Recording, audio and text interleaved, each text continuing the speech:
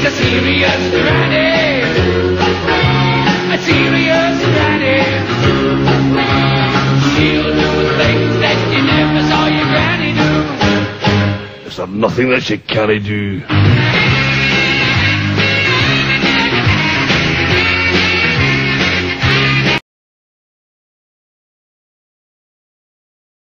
After Margaret Thatcher left 10 Downing Street, the Queen awarded her years of public service with a peerage. She is now the Baroness of Kesteven. Lady Thatcher joins us now. Lady Thatcher, I've read your book. I've watched the BBC television series on your years at Downing, and I've watched many of the seemingly dozens of interviews you've given over the past few weeks in America and in Britain about your years and Thatcherism. Do you ever tire of explaining, or in many cases defending, Thatcherism? No, indeed. It's worth defending. It had very good results for Britain and the wider world. I'd like to talk for a few moments about Thatcherism and really the style of Thatcherism, because I think for many people outside of Britain, for many non-Britons, the style of Thatcherism, the laser focus march toward a goal without any room for compromise, has become a hallmark. Would you accept that as a fair assessment of the style of Thatcherism? Not quite. I think if you're starting off on a journey, you're starting off a journey over the seas, you steer by the stars. You steer by stars that are always in the same place in the heavens. That's what you do in politics. But if you haven't any stars to steer by, then it's a pretty nondescript journey. But compromise has been a word that you have no attraction to while you steer toward those stars. In politics, there's a point beyond which you will not compromise. That is what you have to decide in any negotiation. Of course you have negotiations, but then you have a limit to the point at which you will compromise, and that, I think, is perhaps the difference. How do you draw the line? I appreciate many issues are different, but your feeling about compromise and to some degree consensus has been almost one of detesting those words. Consensus was not a word that was used when I first came into politics. We had agreement. And I remember in a Commonwealth conference once, it was in Australia, in Melbourne, where we had our weekend retreat and we were drafting a communique. And we were having difficulty in drafting it because we disagreed. And one of the heads of government there said, what we want is consensus. And I said, I don't understand what consensus is. I understand agreement. He said, well, consensus, I will tell you. Consensus is what we can all live with, but none of us really want. It doesn't seem to me a very good star to steer by. That's what often happens. And so often in United Nations resolutions, you'll have ambiguity, because that's the only way they can get agreement. I don't think you can govern like that. When we came to negotiating, for example, with Europe, I had some pretty tough negotiations. And I was negotiating for a fair deal for Britain. And I wanted at least 1/3 of our contributions back. And they tried to fob me off with 1/6 and less. And I wouldn't have it. And so we went on, we were very tough until we got a reasonable deal. There was a point beyond which I was not prepared to compromise. Why are you so interested in compromise and consensus? Why are you not interested in having clear objectives and having been elected on clear objectives and on having the perseverance to go for those objectives, knowing full well that the difficulties would emerge first and the benefits later? Indeed, I remember saying to Mr. Gorbachev when I was in Moscow, it's not now you'll need support from everyone. It's when all the difficulties show, and that'll then take quite a long time for the benefits to occur. Why are you interested not in the clear stars to steer by, but the shooting stars which don't do anyone any good? No, actually, I am quite interested in it, and I'm just trying to understand the focus you had on issues like that, when the argument would be between laser focus on the stars. It's easier that way. Well, let me mention another one then. Although I don't want to get into the issue-based discussion, I do want to get into, in some manner, the style-based. But I'll give you an example, because it comes up a number of times in your book when you walk into a cabinet room where you know walking in that those in the room are holding a different view than you. Also in Commonwealth heads of government meetings. You mentioned one in your book, the Nassau meeting. the argument over South Africa and sanctions. When you walk in the room and you know that they all hold differing views than you, and you know that the tension is not just issue-based and in some cases personality-based, would there be times at all where you would second-guess yourself about your position? Not if I was certain of my position. And I think the two things to which you're referring is whether we should put sanctions on South Africa. To me, it was horrific we should attempt to put sanctions on South Africa. There we were, in five-star hotels, taken there by limousines, talking about putting sanctions on the people of South Africa, which would have thrown hundreds and thousands of them out of work, which would have made them unable to keep their children and put them into starvation. It seemed to me utterly wrong and misconceived. And so I was not prepared to compromise. And I didn't, and I was right. Consequently, South Africa still has a strong economy. Not as strong as it would have had if America hadn't put on certain sanctions herself, but strong, and something to hand over when they've had these elections. Because the view I took was right. Secondly, I think the one you're referring to is probably the question of the exchange rate mechanism, when I stood absolutely out against it again and again and again and again. Until right at the end, when I had a new Chancellor of the Exchequer, John Major, and I stopped him from doing it for quite a time because I believed it was wrong. And then in the end, when we had the high interest rates, which I knew would get our inflation down, and I saw the money supply twist, 6 weeks before the end, I said, oh, very well, if you wish to do it. What a pity. I compromised. Had I known I was going in 6 weeks, I wouldn't have done it. And then, of course, he kept it as a very rigid system. When I went in, it wasn't a rigid system. But I was right. You happen to have chosen the one thing where, after 11 and, what, two-thirds, almost 11 and 3 or 4 months, I actually compromised. And the compromise was wrong. I had been right all along. Let me give you another one. And during the Falklands, during those periods when, in the early days of the Falklands, when the fleet was on its way through the South Atlantic, 25,000 men covering 8,000 miles, when your head would hit the pillow at night, firmly believing in why you were doing it, were there ever moments when you thought, am I absolutely sure this is right? But I really don't think you could have read the full book. We spent 3 or 4 weeks negotiating, trying to negotiate for Galtieri to leave those islands. And then we had to make arrangements for what would happen afterwards. What he wanted was for an awful lot of Argentinians to be able to go to live on the islands and then to hold a referendum. Of course he did. We weren't going to have that. We did spend 3 to 4 weeks negotiating. And the point beyond which I would not negotiate was that I would not have any negotiation which left him in charge of those islands. And clearly that wasn't going to happen, so we had to go in and retake them. But those negotiations went on, and there were people who would... they became a tactic. Say that you can't go in while we're negotiating. You'll get a new plan which isn't a new plan. They became a tactic. One would be a fool to have been taken in by that. And Galtieri, if I had, would still be on those islands. And the British people captive. No, you're complaining that I really knew what I wanted, and what I wanted was right. I'd have been culpable if I hadn't gone for that. And what is more, the Falkland Islands were the first case when any country decided that an aggressor should not succeed. It was the first case of upholding international law. And if I might gently remind you, it's probably because of that that Argentina has democracy today. Lady Thatcher, I'm not complaining, and I did read the section in the book on the Falklands very carefully. Let me try it from one other way before we take a short break, and that is, you were called once, I think you might have been joking, but perhaps you were very serious, that once you got out of politics, you wanted to open a business called Rent a Spine. That's right. And that, I guess, is striking at the heart of what I'm asking. The ability to have that laser focus on a target that you obviously feel is missing in many people and many leaders of our day. I think it is.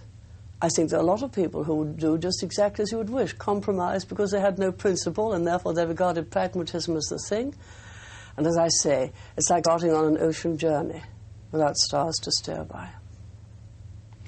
Lady Thatcher, we're going to take a short break, and we'll be right back. We'll be back with our conversation with Lady Thatcher in just a moment.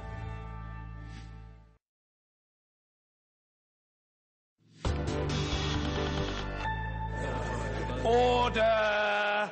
Order!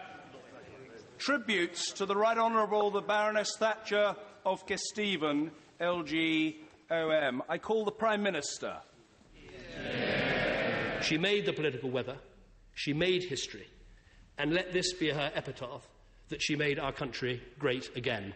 And we're back now with Margaret Thatcher, former Prime Minister of Great Britain. Lady Thatcher, just one last question on that self-assurance that you've always exhibited. At the beginning of your book, you quote Lord Chatham when you say, quoting him, "I know that I can save this country and no one else can." And you say that in 1979 that you had a similar feeling when you began leading Great Britain. Why were you so sure that you were the right person and the only person for this job? Because don't forget, I'd had a lot of experience in politics before I became Prime Minister. I've been 20 years a Member of Parliament. I've been a junior minister, I've been a cabinet minister, I've been in opposition and spokesman for various different departments in opposition. I've been a cabinet minister in Ted Heath's government and seen Ted go in with all of the right principles, a marvellous manifesto in 1970. I'd seen him retreat from them all. And instead of becoming a freer society and less regulated, we finished up with more regulations, and some of them fatal. And I knew then that the really important thing was to keep persevering with the principles, and not at a time when you've got great unpopularity, because I indicated the difficulties always start first. You give them up. And therefore I knew that we had to drive through. And this was the thing which activated me the whole time. If we were sure we'd got the right policies, we drove through. Let me give you an example. I didn't like very big budget deficits. I thought often people quoted Keynes about it's not necessary always to balance things one year with another. They always took the deficit years. They forgot the years when you had in fact to have a surplus, so you've got a balance over time. And so deficits rose and rose. We got in. I was determined to tackle public expenditure. It was tough. And of course we had a recession in 1981 and it went up, but only very slightly because we were being very tough. And in fact, I did the whole Falklands campaign without any increase in expenditure because we had the contingency reserve and that was adequate. At the end of my time, the last 4 years, we had a budget surplus for each and every one of 4 years, able to redeem debt. Now, you don't get that without trying to be tough the whole time. There are some people who said, oh, we've had a tough time, consolidate, or don't you think you ought to be more generous to people? I said, with whose money? And so, I left 4 years surplus. There's now a deficit of 8% of GDP. I just think that it would have been better. You get a bigger deficit during a recession, but we didn't have that. I do think it would have been better if we'd had stars to steer by. At times you write in your book, and you write bitterly about the reaction of some of your fellow conservatives to you. Not only were you a woman, but you write about hearing that you were that woman, or in some cases TBW, that I thought it was woman. very childish, but there you are. That's what they were saying. Well, what were they in fact saying? That you were good enough to lead them, but you weren't good enough to govern them? No, they were reacting against the strength. Well, They do sometimes. But why would they do that? Well, I don't know. I don't read the mind of all politicians. I only know that I managed to get a team, and I managed when I had enough, half a dozen people who passionately believed as I did, and they're enough to see us through. But you know, the trouble with politics now is you've got too many people thinking that they keep office by spending more taxpayers' money in their own constituency, or by agreeing to any good cause. They never look at the total. If you have a total that goes on increasing, you're going to get your taxation going on increasing. And you get your taxation going on increasing, people lose all incentive, and the whole economy comes down. That's what had happened when I went into office. Top rate of tax on earned income was 83%. We actually collected far less tax at 83% from the top people than when we removed it down to 40%. People at last had incentives. And you've got to have some discipline. And the electorate, after all, the electorate returned me with an increasing majority in 1983. And in 1987, I still had a majority over 100. So you're talking about politicians. Those politicians were very, very happy when it came to an election and on my reputation. They were returned. And on the performance of the government. The people knew that we had been tough. They hadn't liked necessarily some of the toughness, but they recognized that it had worked. Could Margaret Thatcher have served under a Margaret Thatcher? I don't know. I think it's a silly question to ask. I got my beliefs from having served with Ted Heath, who was marvellous at the beginning, and who departed from his principles. And we lost. We lost. So Keith Joseph and I set up. So I would have served. I had expected Keith Joseph to become leader of the party. And I would gladly have served with him. I could have served under anyone who had those same principles.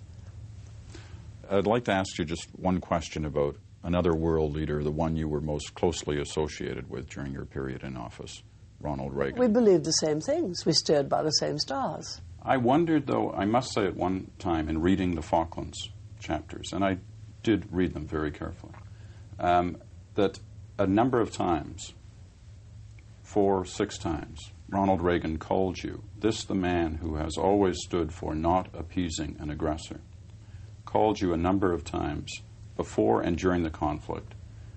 And it seemed to me that you were quite anxious about the calls you were getting from him because, in fact, was he not suggesting that you should be appeasing the aggressor? He was suggesting that I compromise when I was not prepared to compromise, and I said no. But did it surprise you that you were hearing that from Ronald Reagan? Yes, to some extent it did. They were concerned that they were getting some cooperation from some of those countries in fighting communism. To me, it was not only the fight against communism, it was the fight against any tyrant that mattered. Whether it was a fascist tyrant, a military tyrant, or a communist tyrant, it was a fight against tyranny. And so when it was suggested, both before we landed and even after we'd landed and won our first battles, that we call a truce, I said, certainly not. Lady Thatcher, just one final question. To millions of Britons and non-Britons, you are still a major figure on the world stage, whose advice and thoughts are asked of often. How difficult, though, is it to know that you're really not a player in the way that you were? I guess not at all. I accepted it completely. These things happen. You can't live an if-only life. These things happened, and so I simply got down to building a new life. That was not difficult. I had thousands and thousands of letters. I have more requests for visits than I can ever make, and I have more requests for speaking. And fortunately, a lot of people, as they come through London, existing ministers and past ministers, we all meet together. And I also thought, for which I'm eternally grateful, it gave me the chance to write the story of those years in office, of the most exciting years, I think, of this decade.